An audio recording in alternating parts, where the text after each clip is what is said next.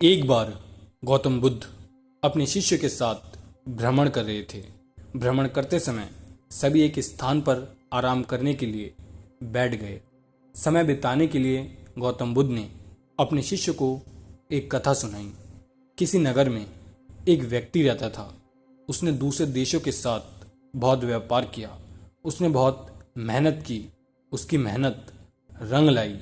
उसने बहुत पैसे कमाए। अब उसकी गिनती उसके नगर के सबसे अमीर सेठों में होने लगी थी। महल जैसी हवेली बन गई। वैभव और बड़े परिवार के बीच उसका जीवन बड़े आनंद के साथ बीतने लगा। एक दिन किसी दूसरे नगर से उसका एक संबंधी आया।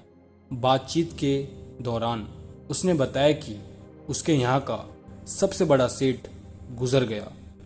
बेचारे की लाखों की धन संपत्ति पड़ी की पड़ी रह गई। बात सहज भाव से कही गई थी, पर उस आदमी के मन को डगमगा गई। अरे हाँ, उस सेठ की तरह एक दिन वह भी तो मर जाएगा।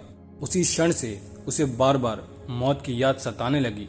वह खुद से कहने लगा, अरे एक दिन मौत आएगी, उसे ले जाएगी और सब कुछ यहीं छूट जाएगा। चिंता के मारे उसका शरीर सूखने लगा। देखने वाले देखते कि उसे कोई चीज की कमी नहीं है, पर उसके भीतर का दुख ऐसा था जिसे वह किसी से कह भी नहीं सकता था। धीरे धीरे वह बिस्तर पर पड़ गया। बहुत इलाज कराया गया, लेकिन उसका रोग कम होने के बजाय बढ़ता ही गया। एक दिन एक साधु उसके घर पर आए।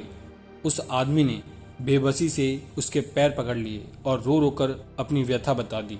साधु सुनकर हंस पड़ा और बोला, तुम्हारे रोग का इलाज तो बहुत ही सरल है। उस आदमी के खोए हुए प्राण मानो लौट आए हों। एवं उसने साधु से अधीर होकर पूछा, स्वामी जी, क्या इलाज है? साधु ने कहा, देखो, मौत का विचार जब भी मन में आए अपने आप से जोर से कहना, जब तक मौत नहीं आएगी मैं शांति खुशहाली के साथ अपना जीवन जीऊंगा। इस नुस्खे को 7 दिन तक अपनाओ।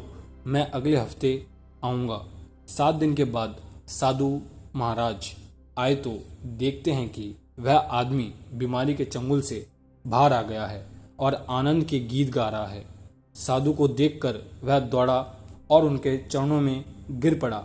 महाराज, आपने मुझे बचा लिया।